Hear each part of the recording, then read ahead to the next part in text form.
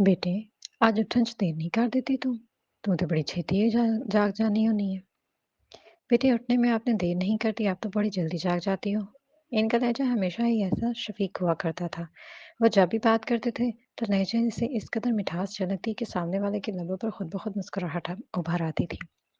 चाचा जी, पता नहीं लगा, आंख लग गई थी, लेकिन शुक्र है वक्त पर आंख खुल गई।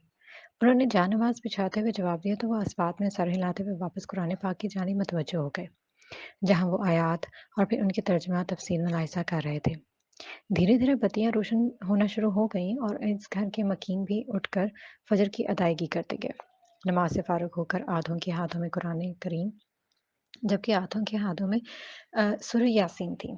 ग्रिल के साथ जरा सा पार एक मुख्तसर सा बरामदा था, जहाँ फ्रिज बड़ा होने के बायस एक तख्त पोश रखा गया था। इसके पीछे एक अलमारी थी, जहाँ कुरान और दीगर सूरतें रखी गई थीं।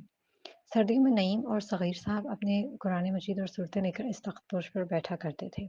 गरम चादर की बुक्कल मारे खुजू खुशू से कुरान पढ़ते इस घर का माहौल ही ऐसा था, पुरसकून और पुरनूर।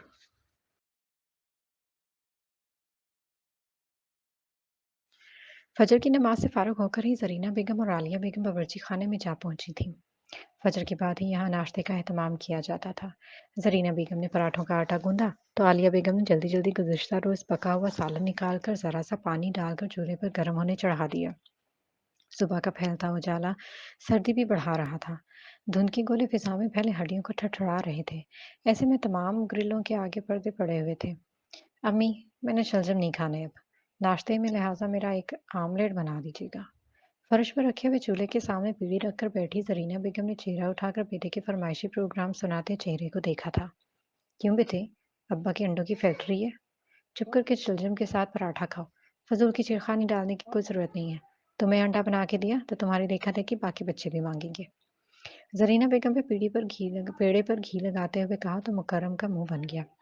ये को बात वाला, एक बंदे का नहीं दिल कर रहा सालन खाने का, उसे जबरदस्ती है कि वो खाए। मैं अभी जाके दादू से बात कहता हूँ। ये को बात हुई। वह बावर्ची खाने से निकलने लगा तो जरीना बेगम का पारा चढ़ गया।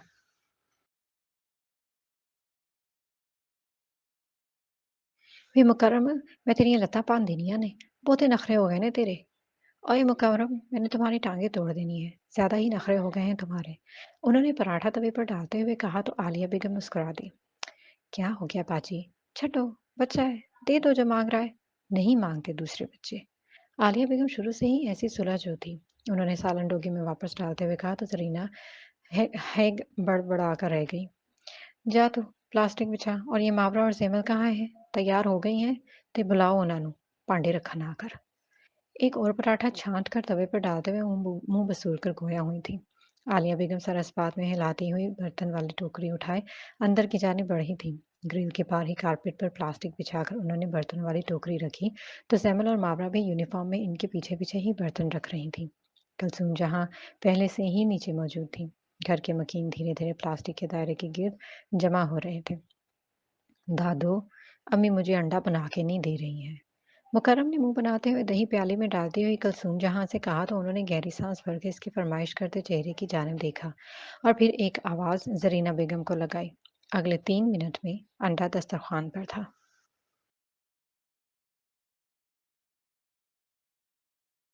कलसूम जहां की मोहब्बत देखकर मखदूम अहमद के चेहरे पर मुस्कुराहट चमकी थी। वो पोते पोतियों के लिए जिस कदर मोहब्बत रखते थे, इनकी बेगम भी इतनी ही मोहब्बत करती थी। बस वो मजाज की जरा थोड़ी सी सख्त थी, मगर असूल पसंदी के बायस वो कभी कभार अपनी मोहब्बत दिखा नहीं पाती थी।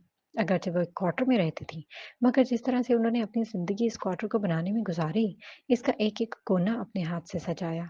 जिस जमाने में किसी के घर फ्रिज और वॉशिंग मशीन नहीं होती थी, इस दौर में भी कलसूम जहां ने अपने शौक से ये तमाम चीज़ें बनाई थीं। नाश्ते से फ़ारिग होकर सब अपने-अपने कामों को निकल गए। बच्चे school, college, university, Naeem Ahmed और सगीर अहमद अपने-अपने कामों पर, जबकि ज़रीना और आलिया बेगम घर के कामों में जुट गई थीं। मखदूम अहमद बाहर सेन पर चारपाई बिछाकर अखबार के मुताले में मसरूफ़ हो गए, तो कलसूम जहाँ भी इसी चारपाई पर बैठकर दोपहर की सब्ज़ी बनाने लगी। वहाँ सब बहुत पुरसुकून था। जगह कम थी, मगर दिलों की वसअत ने जगह की कमी को ढाँप रखा था। साइम मंजिल में हर सू नाश्ते की इश्तहा अंगेज खुशबू फैली हुई थी। नगमा बेगम पराठे पर पराठा बनाकर छाबी पे रखे जा रही थी। साथ-साथ माथे की तेवरियां भी नुमायां थीं।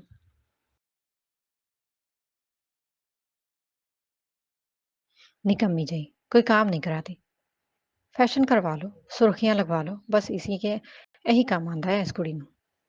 आलू अंडों की भुजिया फ्राई पैन में प्लेट में उंडेलते हुए इसका बड़ा बड़बड़ाना भी जारी था।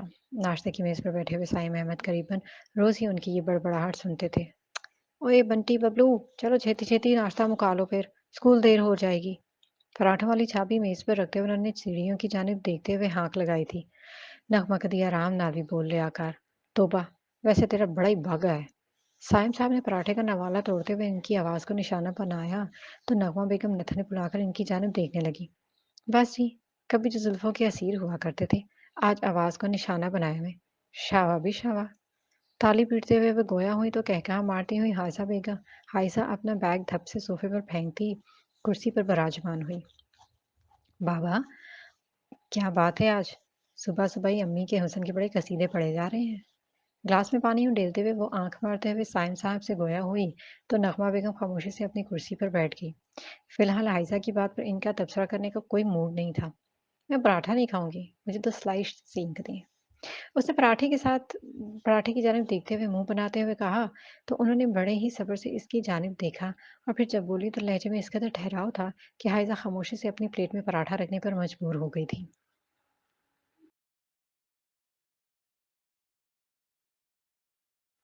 स्लाइस की जगह तेरे कुन्ने सेकने में ज्यादा टाइम नहीं लगेगा मुझे, और वो मैं ज्यादा खुश असलूबी से कर दूंगी। स्कूल से नाश्ता करते हुए उन्होंने कहा तो हाइजा अपना सा मुंह लेकर बैठ गई। तो आके कड़ा कमरे विचों बाहर, तुम लोगों को अब आके निकालूं कमरे से बाहर। सीढ़ियों की जानिब देखते हुए एक और हाँक लगाई तो बंटी और बबलू दोनों आगे पीछे चलते हुए नीचे आ गए। ऊपर क्या कर रहे थे तुम दोनों? कौन से ऐसे राजों ने आज तक जो खत्म होने का नाम ही नहीं ले रहे थे? इनकी प्लेटों में आलू अंडे और पराठे रखते हुए वो बोली तो बंटी ने गुस्से से बबलू की जानिब देखा। मेरा कसूर नहीं है अम्मी, इस मोटे सांड की शर्ट के बटन ही नहीं बंद हो रहे थे। खा खा के पैसा बन गया है, नया यूनिफॉर्म दिला दो इसको। एक, क्योंकि इसका तो वजन तो मेरा ख्याल है 10 किलो का मजीद बढ़ गया है। बंटी ने मुंह बनाते हुए कहा तो बबलू ने खा जाने वाली नजरों से उसे घूरा। तो मैं क्या करूं, 3 साल पहले अम्मी ने यूनिफॉर्म दिलाया था। अब तो इसके कॉलर भी पीले फटक हो गए हैं, मगर अम्मी नहीं आई, यूनिफॉर्म दिलाकर ही नहीं दे रही हैं। बबलू ने 2 पराठे अपनी प्लेट में रखे थे, साथ में लाल सुर्ख दहकते गाल मजीद लाल हुए थे।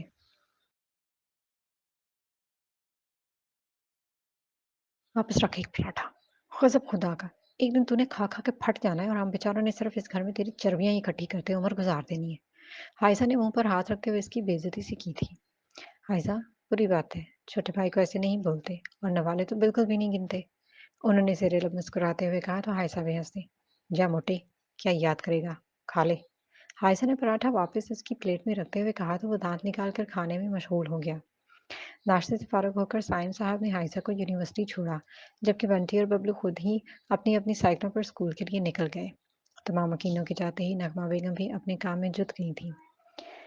काम वाली रज्जू ने आकर सफाई शुरू की तो उन्होंने भी बावर्ची खाने में बर्तन समेटने शुरू कर दिए। रज्जू के हस्बे मामूल अपने खानदानी मसाइल शुरू हो चुके थे जिन्हें वो नगमा बेगम से डिस्कस करना अपना फर्ज समझती थी।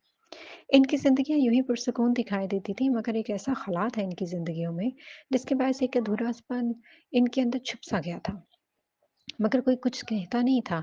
शायद चुप में ही सबकी भलाई थी।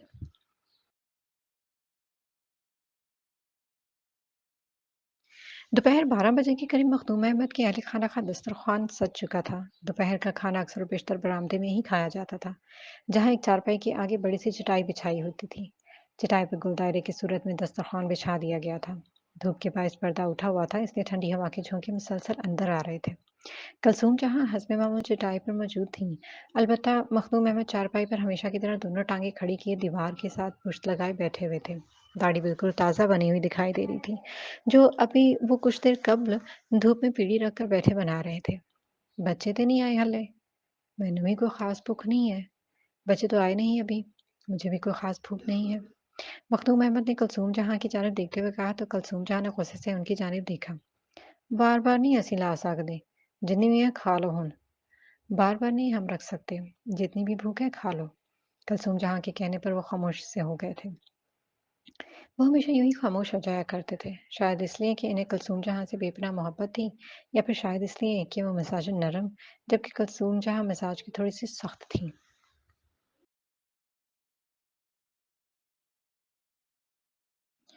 अच्छा, फिर पा दें? अच्छा, फिर डाल दो। वो मसलतन गोया हुए तो कुलसूम जहाँ ने दीवानी हांडी इनकी प्लेट में डालकर साथ चोपड़ी रोटी छाबी में रखकर इन्हें थमा दी। वो खामोशी से खाने में मशगूल हो गए थे। ऐसे ही सब बारी-बारी आते तो वो सबको यूं ही सालन डाल कर देती। गोल दायरे के गिर्द तमाम मकीन बैठते जाते और बावर्ची खाने से आती गर्म रोटी का लुत्फ उठाते। सबसे आखिर में खाने की बारी जरीना और आलिया बेगम की आती थी। तमाम अफराद की रोटियों से फारग होकर वो अपनी रोटी बनाती और फिर उसी दायरे के गिर्द आकर बैठ जाती। इन तमाम लोगों की ज़िंदगी सिर्फ़ इस दायरे के गिर्द ही घूमती थी। घर में सबसे अहम काम वक़्त की पाबंदी थी। वक़्त से खाना और फिर ज़ोहर की नमाज़ से फ़ारिग होकर अपने-अपने कमरों में क़िलूले के लिए लेट जाना। शाम 4 बजे चाय बना करती थी, जिसके साथ अक्सर और बेशतर रस खाए जाते थे और फिर यूँ ही रात आन पड़ती थी। रात का खाना वहीं बावर्ची खाने की समेटा-समेटी और फिर 9 बजे बिस्तरों में दुबक जाना। ना फालतू जागना, ना फालतू का टेलीविज़न देखना और ना ही फ़िज़ूल की गप्पें हाँकना। अपना काम करना और वक़्त होते ही बिस्तर पर। अभी आलिया बेगम दोपहर के बर्तन धो रही थी जब गेट खोलकर मुकर्रम अंदर दाखिल हुआ। चेहरे पर दबा-दबा सा गुस्सा चमक रहा था। शाने पर बैग लटकाए एक हाथ बालों में चलाते वो सारी दुनिया से खफा-खफा दिखाई दे रहा था। आलिया बेगम ने यूं इसका अतरा हुआ चेहरा देखा तो बर्तन वाला नलका बंद करके बाहर सीन में ही निकल आई। वो बैग वहीं बावर्ची खाने के सामने रखी चारपाई पर फेंक कर वहीं दराज हो गया था।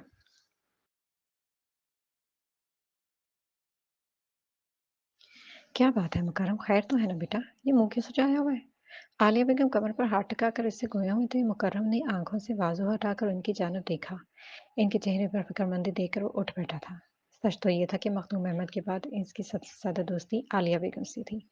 वो इनसे अपने दिल की बात हर बात कर लिया करता था। जरीना बेगम का तो उसे पता था, यहाँ कोई बात हुई नहीं, उधर उन्होंने जूता लेकर इसका सर पोला कर देना है। एवं चाची, कुछ भी नहीं, एक लड़की है यूनिवर्सिटी में, पता नहीं अपने आप को समझती क्या है। कुछ लड़कियों को ना फ़िज़ूल ही शौख़ी बनने का शौक होता है और उसे भी लगता है कुछ ऐसा ही शौक है। वो जलकर गोया हुआ तो आलिया बेगम हँस दी। "होई, तू कब से लड़कियों पर तबसरे करने लगा? साडे वैसे तो बरसारे मुंडे ही शर्म दे कुज्जे हैं। फिर तूने कहाँ लड़की का एक्स-रे कर लिया?" आलिया बेगम अब हँसते हुए दिलचस्पी से इसके पास ही चारपाई पर टिक सी गई थीं।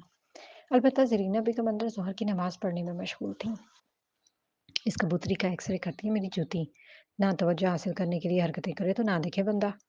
उसने सर के नीचे बाजू रखते हुए कहा तो आलिया बेगम भवें उचका गई। क्या किया है इस बेचारी ने जो तू हाथ धोकर इसके पीछे पड़ गया है? आलिया बेगम को तो खासा तजस्सुस हो रहा था कि आखिर ऐसी कौन सी लड़की है जिसने मुकर्रम अहमद को इतना गुस्सा दिलाया कि वो नथने फुलाकर घर तक आया है, वरना वो तो हमेशा ही खुशगवार मूड में घर आता था।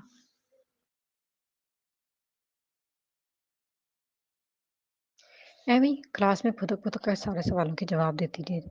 भला किसी ने तुमसे पूछा है जो तुम इतनी चालाक बनकर किसी के भी बोलने से पहले फट बोल देती हो? वो उठकर बैठते हुए गोया हुआ तो आलिया बेगम ताली मारकर हंसी। जाए मुकर्रम, बस इतना ही ज़र्फ है तुझ में। किसी लड़की को आगे बढ़ते देखा नहीं और ये गरज जाके। आम लफ्ज़ों में मर्दानगी जागे पुत्तर। दिल ਨੂੰ ਵੱਡਾ ਕਰਨਾ ਸਿੱਖੋ। ਕਿਸੇ ਦੀ ਕਾਮਯਾਬੀ ਨੂੰ ਦਿਲੋਂ ਕਬੂਲ ਕਰਨਾ ਸਿੱਖੋ। ਇਹ ਕੀ ਹੋਇਆ ਕਿ ਕਿਸੇ ਨੂੰ ਆਪਣੇ ਤੋਂ ਅੱਗੇ ਵਧੇ ਵੇਖਿਆ ਤੇ ਗੁੱਸਾ ਆਉਂਦਾ ਆ। बेटा दिल को बड़ा करना सीखो, किसी की कामयाबी को दिल से कबूल करना सीखो। ये क्या हुआ कि किसी को खुद से आगे बढ़ते देखा नहीं और गुस्सा उठाया। आलिया बेगम का लहजा नरम था मगर अंदाज उसे समझाने वाला तो था। वो कुछ देर तो खामोशी से बैठा सुनता रहा, फिर भूख लगी, खाना दे दें कहकर अंदर की जानिब बढ़ गया। शायद वो अब इस बारे में सोचना चाहता था।